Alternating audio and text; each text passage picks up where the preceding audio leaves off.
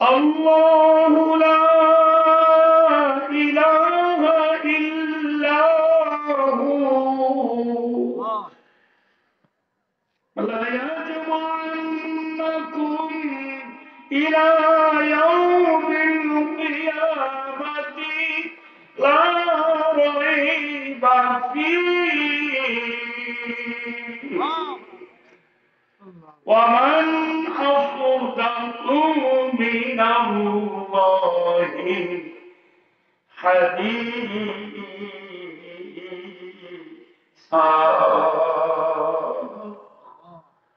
وقال رسول الله صلى الله عليه وسلم الصلاة عماد الدين من أقام الصلاة فقد أقام الدين ومن ترك الصلاة فقد هدم الدين وقال عليه الصلاة والسلام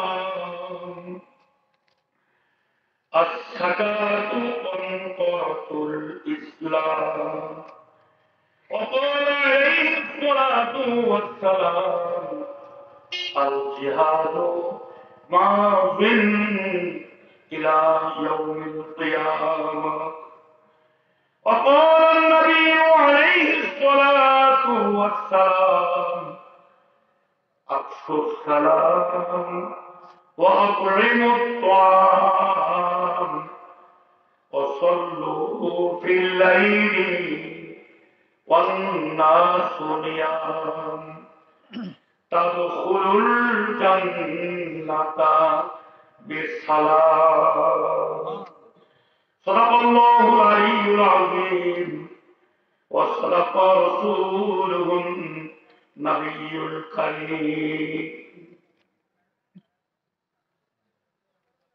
উত্তর উত্তরাখণ্ড লালখার বাজার স্থানীয় যুব সমাজের উদ্যোগে 5 দিন ব্যাপী 15তম বার্ষিক তাফসীরুল কোরআন মাহফিলের প্রথম দিনের উদ্বোধনী দিনে উপস্থিত মাহফিলের সম্মানিত সভাপতিদ্বয়, উপস্থিত মাহফিলের সম্মানিত বিশেষ অতিথিবৃন্দ, মঞ্চ ভূমিষ্ঠ মুআজ্জাজ মুহতারাম হযরত উলামায়ে কেরাম, আইম্মায়ে ইজম, মুজাহিদিনে কেরাম, মুরব্বিয়ানে ইজম, হাজী সাহেবান, যুবক ভাইয়েরা, ছোট ছোট সোনামণিরা এবং পর্দার অন্তরালে অবস্থানরত শ্রবণরত আমার প্রাণের নাও করে না, আল্লাহ রাব্বুল আলামিনের দরবারে অসংখ্য অগণিত শুকরিয়া আদায় করছি যে মাওলা করিম আমাদেরকে 1 বছর পরে আবার মুক্ত মনে নতুন স্বাধীন দেশে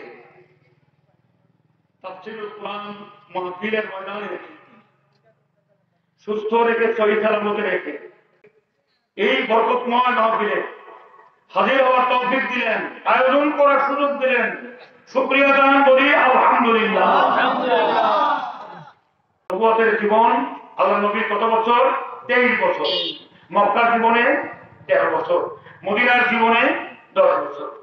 নবী সাল্লাল্লাহু আলাইহি ওয়াসাল্লামের মোট হায়াত কত, বয়স কত? 63 বছর। আমরা সবাই জানি 40 বছর বয়সে আল্লাহ তাকে আনুষ্ঠানিকভাবে নবুয়ত এবং রিসালাত দান করেছিলেন। সুবহানাল্লাহ। তিনি বহু আগে থেকে নবী এবং রাসূল। কথা বল ঠিক না ঠিক? 40 বছর বয়সে এই নবুয়ত এবং রিসালাত আল্লাহর হাবিবের কাছে আসা মাত্রই তিনি নবী হন নাই এবং রাসূল হন নাই। কথাটা বুঝতে পারছেন না পারেন নাই? কেউ যদি বলে থাকে যে 40 বছর বয়সে আল্লাহর নবী সাল্লাল্লাহু আলাইহি ওয়াসাল্লাম নবী হলেন এবং রাসূল হলেন, এই কথা সঠিক নয়, ভুল কথা। ঠিক? আল্লাহ নবী সাল্লাল্লাহু আলাইহি ওয়াসাল্লামের কাছে 40 বছর বয়সে আল্লাহ রাব্বুল আলামিন আনুষ্ঠানিকভাবে আসমানি কিতাব দিলেন, কোরআনুল কারীম, এবং রিসালাত দিলেন। সুবহানাল্লাহ।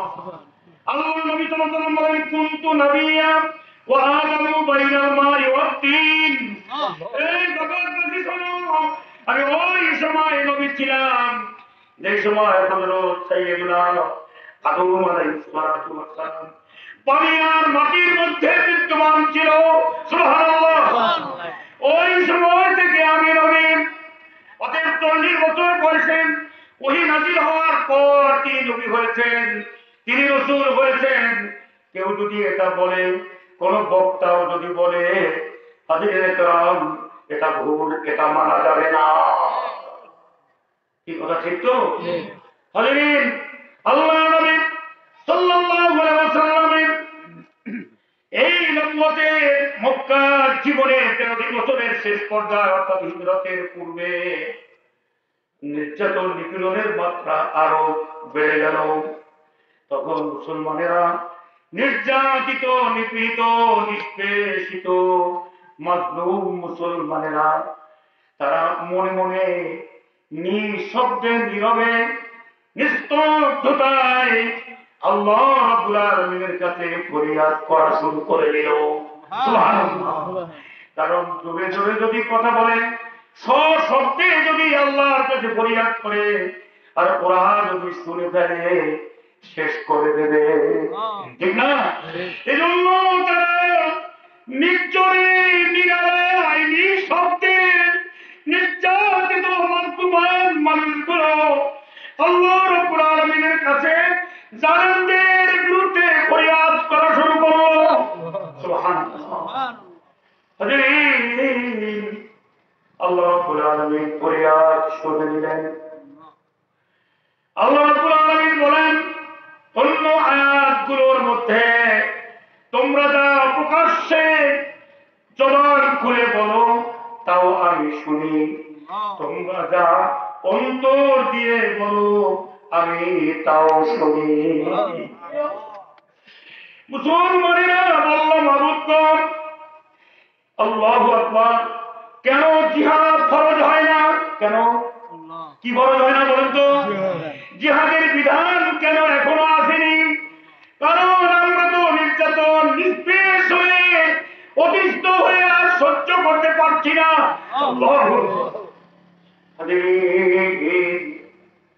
তখন তারা বলছে, কেন জিহাদ ফরজ হচ্ছে না? আল্লাহ কেন জিহাদের বিধান দিচ্ছেন না? আল্লাহু আকবার। এই তাদের এই যে তামান্না, এই আকাঙ্ক্ষা, এই তামান্না আর আকাঙ্ক্ষা আল্লাহ রাব্বুল আলামিন শুনে নিয়েছেন। আল্লাহ রাব্বুল আলামিন আয়াতে কারিমা নাযিল করে বলেন, আলাম তারা ইলাল্লাযীনা ক্বিলা লাহুম কুফু আইদিয়াকুম। আল্লাহ বলেন, ওগো নবী, আপনি কি দেখেননি, আপনি কি জানতে পারেননি, ইলাল্লাযীনা ক্বিলা লাহুম, যাদেরকে বলা হলো কুফু আইদিয়াকুম, কি অর্থাৎ তোমরা তোমাদের হাতগুলিকে গুটিয়ে রাখো। গুটিয়ে রাখা বলেন তো, সামনে না দিয়ে নিজের কাছে নিয়ে আসো, এটার নাম গুটিয়ে রাখা। কুফু আইদিয়াকুম, তোমরা তোমাদের হাতগুলিকে গুটিয়ে রাখো। অর্থাৎ এখন প্রতিবাদ করবে না, এখন প্রতিবাদ করবে না, এখন প্রতিবাদ করার সময় আসেনি এখনো। তোমরা তোমাদের হাতগুলিকে গুটিয়ে রাখো। যত নির্যাতন নিপীড়ন করা করছে আরো একটু সহ্য করো, ধৈর্য করো। কথা ঠিক না? ঠিক। মিলাই ভালো করে মিলাই নিয়েন সবকিছু।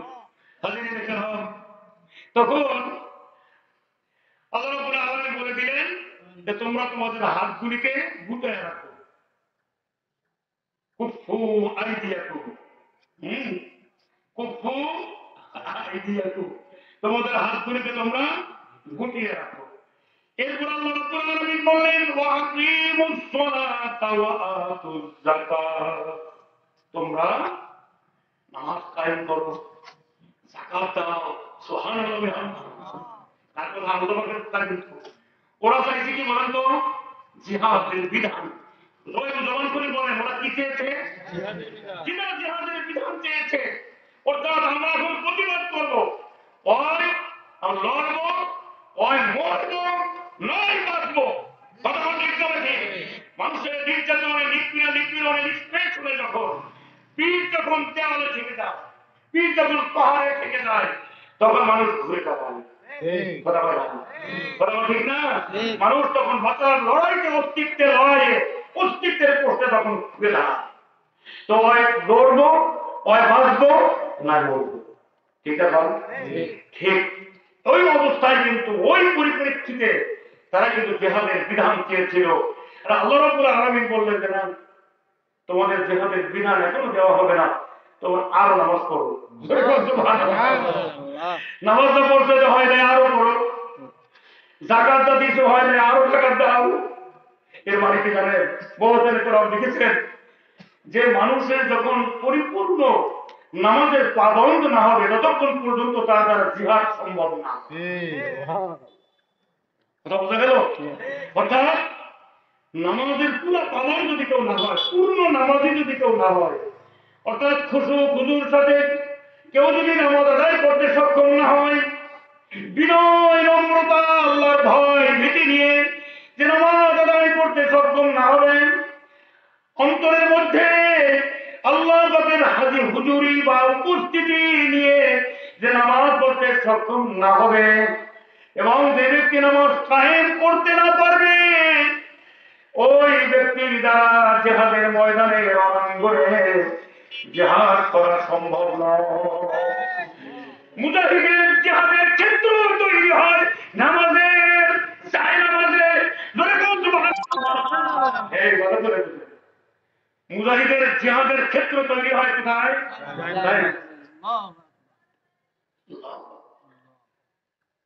এজন্য জিহাদের হুকুম আল্লাহ পাক ওই সময় দেন নাই। মুজাহিদদেরকে তৈরি করবার জন্য, প্রস্তুত করবার জন্য আল্লাহ রাব্বুল আলামিন আরো কিছুদিন সময় দিলেন।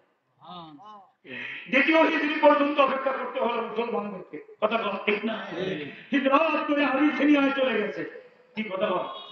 আবিসিনিয়া মানে ইথিওপিয়া, সেখানে চলে গেছে। 2 বার সেখানে হিজরত করেছেন।